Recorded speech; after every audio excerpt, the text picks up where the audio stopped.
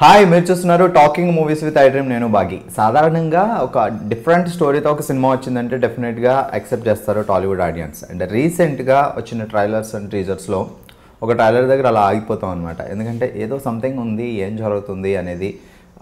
ఆ సినిమాని దేశంలో దొంగలు పడ్డారు. ఇప్పుడు నాతో పాటు మెయిన్ లీడ్ ఉన్నారు. ఎలా ఉన్నారు? హలో, బాగున్నా, సూపర్. హాయ్.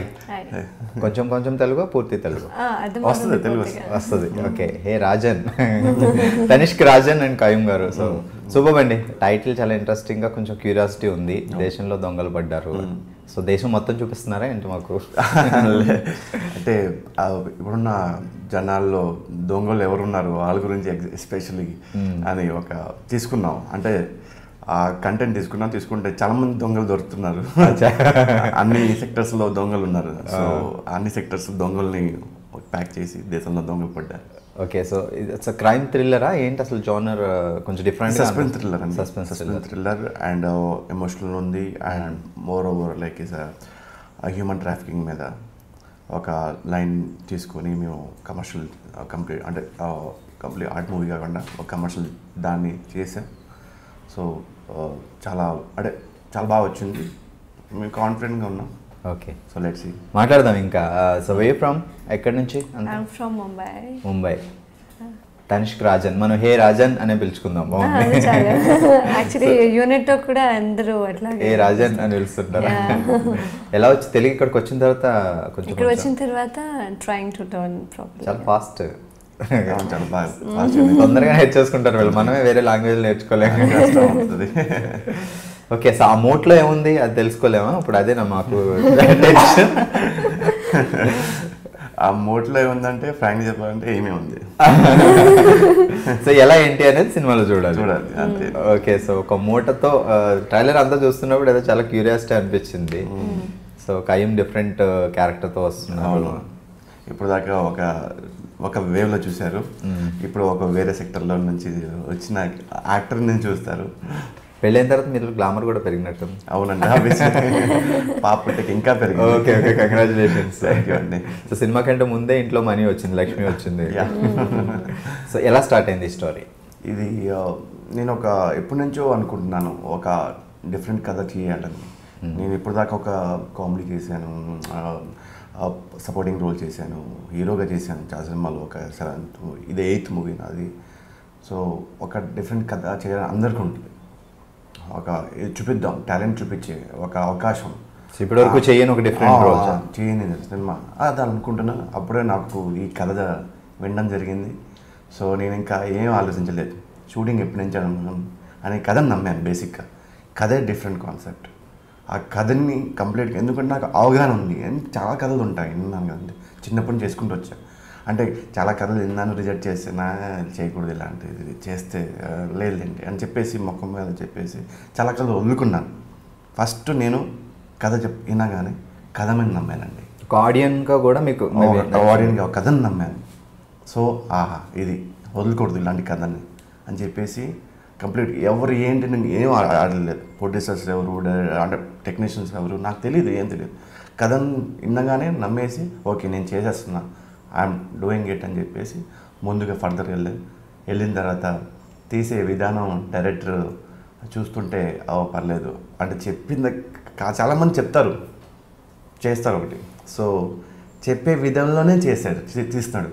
సో కొద్ది కాన్ఫిడెంట్ వచ్చింది, ఏదో చేస్తున్నారు, కష్టపడుతున్నారు అని చెప్పేసి. సో చేశాను. అదేవిధంగా మీరు చూశారు, విజువలైజేషన్ చూశారు, కెమెరామెన్ దగ్గర అందరిది. సో అది చూస్తుంటే వాళ్ళు చేసే విధానం, యంగ్ బ్యాచ్ అందరూ, లొకేషన్ అందరూ టీజర్ తోటి ఇంప్రెస్ చేయగలిగారు. సో మేము కూడా లొకేషన్ ఉన్నప్పుడు ఒక ఆర్టిస్టులుగా వాళ్ళు తీస్తుంటే మాకు ఒక చిన్న కాన్ఫిడెంట్ వచ్చింది. మేము కూడా ఆ ఎఫర్ట్స్ పెట్టగానే అందరు యూనిట్లు అందరూ వీళ్ళు కూడా కాన్ఫిడెంట్ వచ్చింది. సో ఒక మంచి అట్మాస్ఫియర్ గ్యాదర్ అయింది. ఒక సినిమా అలా ట్రస్టెడ్ కథ మీద నమ్మి లాస్ట్ చేసాం. ఒక డిఫరెంట్ కాన్సెప్ట్ అయిన మూవీ. సో అలా కష్టపడి కంప్లీట్ చేసాం. ఇట్స్ డెబ్యూ మూవీ, అంతకుముందు ఏమైనా చేస్తారా? I did one film and then this is second one. Okay, ఈ ఛాన్స్ ఎలా వచ్చా? It was like a very very sudden thing for me. I had no plan to do this film or something. the day I got finalized for the film, I think after a few days only we have to start the shoot. It was like that, and I came to Hyderabad for some other reason. I met the director for some way or the other. It was, you can say it is a destiny. It was written in my destiny to do a film like this, and it came up like an opportunity to me because I feel for actresses, especially for girls, getting something where you have scope to perform, where people will see you equally than other characters also, it is very, very important. It's actually glamour showing kaakunda edo song chesamani kaakunda. Exactly. It is a very scope-wise character where you can prove yourself as an actor. So for heroine, ఇది చాలా difficult కదా. So అది అయింది. First of all చూస్ చేసుకోవడమే అమ్మాయి గొప్పతనం. ఎందుకంటే అమ్మాయి కూడా చిన్న అవగాహన ఉంది సినిమాలో, కొద్దిగా దర్శకత్వంలో దాంట్లో అక్కడక్కడ కొద్దిగా చిన్న అవగాహన ఉంది కాబట్టి ఆ కథ ఏంటి అని అమ్మాయి తెలిసింది. సో అమ్మాయి కథని నమ్మి ఓకే చేసింది. చాలామంది అమ్మాయిలు నో అన్నారు, ఇలా ఈ క్యారెక్టర్ నేను చేయను, మాకు గ్లామరస్ కావాలి, అది కావాలి. సో ఇది ఈమెకు తెలుసు స్కోప్ ఉన్న character. It is different than doing a usual thing.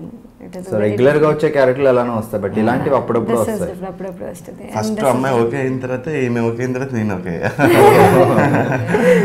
ఎందుకంటే కథ కావాల్సిందే అమ్మాయి మీద నడుస్తుంది సెకండ్ హాఫ్ అంతా ఆల్మోస్ట్ ఎండ్ వరకు. అండ్ మేము చెప్పాను కదా హ్యూమన్ ట్రాఫికింగ్ అంటే మీకు తెలుసు మీకు. సో అది అమ్మాయిల మీద అంటే లేడీస్ మీద వెళ్తుంది. సో అందువల్లనే అది చేసాం. సో ఈ మూవీని అలీ గారు ప్రౌడ్లీ ప్రెజెంట్స్ అన్నారు. సో ఆయన ఎలా ఎంటర్ అయ్యారు? ఆయన అంటే ఇప్పుడు నేను చాలా సినిమాలు చేశాను, ఆయన ఇప్పుడు ఎంటర్ కాలేదు. నేను ఇప్పుడు అన్ని చాలా సినిమాలు చేశాను. ఫస్ట్ టైం మేము కూడా అనిపించింది, చూశాను, చేశాను. ఒక సినిమా మంచి సినిమా చేస్తున్నా, కష్టపడ్డాం. ఆయన తెలుసు నేను ఈ సినిమాకి, ఆయన తెలుసు ఒక సినిమా చేస్తున్నాడండి అని ఇదని తెలియదు. సినిమా మొత్తం అయిపోయిన తర్వాత నేను ఆ ఫస్ట్ కాపీ వచ్చిన తర్వాత మా అన్నయ్యకి చూపించడం జరిగింది. అన్నయ్య వచ్చి చూడండి అంటే ఒక ఎక్స్పీరియన్స్ అంటే ఉంటారు కదా లెజెండ్, ఆయన సలహా తీసుకుందాం. సో తన ఇండస్ట్రీలో అన్నీ చూసేసారు కాబట్టి ఆయన సలహా తీసుకుందాం, వాట్ హీ సేజ్ అని చెప్పేసి మేము ఒక మంచి కాన్సెప్ట్ ప్రయత్నించాం. అది ఎలా ఉంటుందని ఆయనతో స్టార్ట్ చేశాం. ఆయన చూసిన తర్వాత చాలా బాగుంది, అప్రిషియేట్ చేశారు. నాకంటే డైరెక్టర్ని, మా సినీ ఫోటోగ్రాఫర్ని, అమ్మాయిని, మా టెక్నీషియన్స్ని, అందరూ అన్ని క్రాఫ్ట్ వాళ్ళు, మ్యూజిక్ అన్నీ చేసుకునే, ఎడిటింగ్, మధు అందరూ బాగా. దాని లాస్ట్లో నేను అడిగాను ఎలా ఉందన్న అంటే బాగుంది, అంటే నీకు డిఫరెంట్ ఉంటుంది మూవీ, నేను ఎక్స్పెక్ట్ చేయలేదు, చాలా బాగుంది, చాలా కష్టపడి చేశారు అని అంటే. దెన్ మా డైరెక్టర్ మా అన్నయ్య గారిని అడగడం జరిగింది. ఒక చిన్న సినిమా ఆడియన్స్లోకి వెళ్ళాలంటే ఒక ఇది కావాలి, ఒక ఎంబలం ఉండడానికి కావాలి. సో దానికి ఏం చేయాలి, మనం ఎంత పబ్లిసిటీ చేసినా రాదు. సో ఒక లెజెండ్ ఏదైనా ప్రెజెన్స్ పెట్టుకుందాం అని చెప్పేసి ఆయన ₹1 పెట్టలేదు, మొత్తం అంతా ప్రొడ్యూసర్. ఆయన ఏంటంటే ఆయన ప్రెజెన్స్ పెడితే జనాల్లోకి రీచ్ అవుతుంది అని చెప్పే ఉద్దేశంతోనే. అంటే ఆయన కూడా నార్మల్గా ఉంటే ఒప్పుకోరు, బట్ ఇది సంథింగ్ డిఫరెంట్ ఉంది కాబట్టి, సినిమాలో ఏదో కంటెంట్ ఉంది కాబట్టి ఆయన ముందుకు వచ్చి ఆ పల్లె వేసుకోండి, నా పేరు వేసుకోండి. ఎందుకంటే ఆయన ఇన్ని క్యారెక్టర్లు చేసిన ఒక సూపర్ ఆర్టిస్ట్ పేరు ఊరికనే వాడడానికి వీలుంది. బాగుంది సినిమా, సినిమా బాగుంది అని కాబట్టి ఆయనకు ఒక నమ్మకం కలిగింది.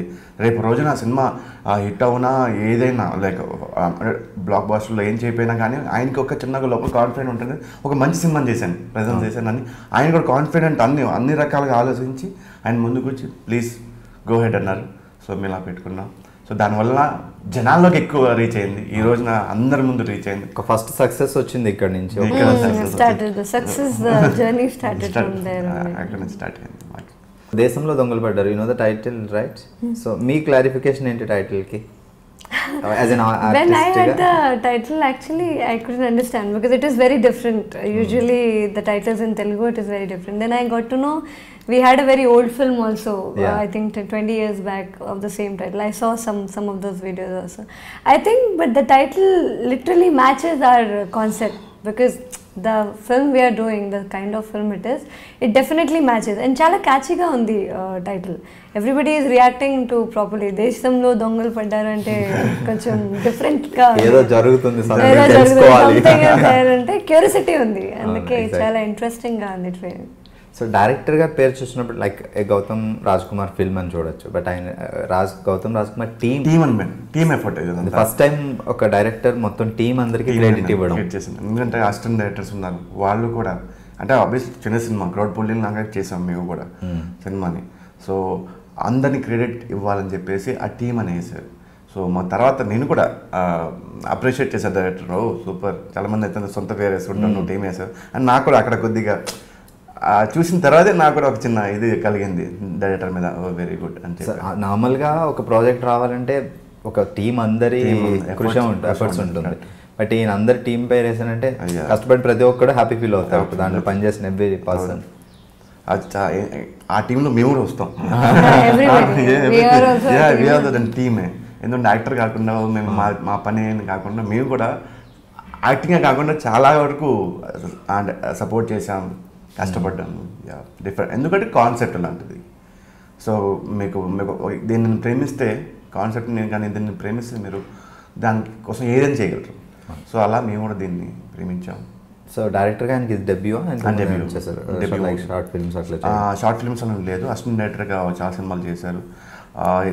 చాలామంది రైటర్స్ కానీ డైరెక్టర్స్ ఉన్న యంగ్ జనరేషన్ వాళ్ళతో బాగా ర్యాప్ ఉంది. సో అవగాహన ఉంది, 10 years నుంచి ఇండస్ట్రీలో ట్రై చేస్తున్నారు. సో పర్టికులర్గా చేస్తే నేను లవ్ స్టోరీ చేయకూడదు, ఒక డిఫరెంట్ చేయాలని ఈ కథ మీద 3 years కూర్చున్నాడు ఆయన. సో దానికి ఆయన ఫలితం దొరికింది కానీ. సో టీమ్ అంతా చూస్తే కొంచెం ఫ్రెష్ టీమ్ అనిపిస్తుంది, like music Sandy, editing Madhu. So వీళ్ళందరూ ఒక ఫ్రెష్ టీమ్ని సెలెక్ట్ చేసుకున్నారు. అవును, కెమెరామ్యాన్ శేఖర్, యంగ్ ఫెలో, అందరూ ఫ్రెష్. పిసి శ్రీరామ్ గారు అసిస్టెంట్, ఓకే, కెమెరామ్యాన్. సూపర్. చూసారు కదా వీళ్ళు ట్రైలర్ టీజర్ చూసారు. అసలు నైట్ ఎఫెక్ట్స్ లో థీమ్ చేయడం అనేది కొంచెం అది ఒక టఫెస్ట్ టాస్క్ సినిమాటోగ్రఫర్. లొకేషన్ కూడా చాలా బాగున్నాయి, ఎక్కడెక్కడ ఫారెస్ట్లు. సీలేర్ అని భద్రాచలం దాటిలో ఒక ఆల్మోస్ట్ ఒక 150 kilometers దాటిన తర్వాత it's like almost Orissa border. Deep, చాలా పెద్ద డీప్ ఫారెస్ట్, ఒరిస్సా బార్డర్ అది. సో అక్కడికి వెళ్ళాం. అంటే అక్కడ ఏం ఫోన్స్ గేమ్స్ ఏం పని చేయవు, అన్ని పక్కన పెట్టి ఇంకా బెస్ట్ థింగ్ అది. సాధారణంగా ఫోన్ కంట్రోల్ చేయడం అంటే మన వల్ల కాదు. ఇప్పుడు ఎవ్రీ 5 నిమిషాల చేతిలో ఫోన్ లేకపోతే చాలా మంది ఉండలేవు. సో అలాంటి టైంలో మాకు ఫోన్ లేకుండా ఓన్లీ ఫోకస్ సెషన్తో చేసాం. నాకు మీరు బాగా నచ్చేశారు, మీ అరుపులు తప్ప. గారన్నాక చిల్లు మనిషి అన్నాక లోపల ఉండవా, అల్లపత్రం వేసుకు ఎవరు చేసేయాలంతే. ఒకసారి ఒక పర్సన్ కలిసిన తర్వాత తనే రైట్ పర్సన్ అని ఎలా డిసైడ్ చేసుకుంటారు అసలు? మీరు గోంగూర ఎండబెట్టి వేయిస్తారా, తాలింపులో వేయిస్తారా? గోంగూర గోలేంట్రా.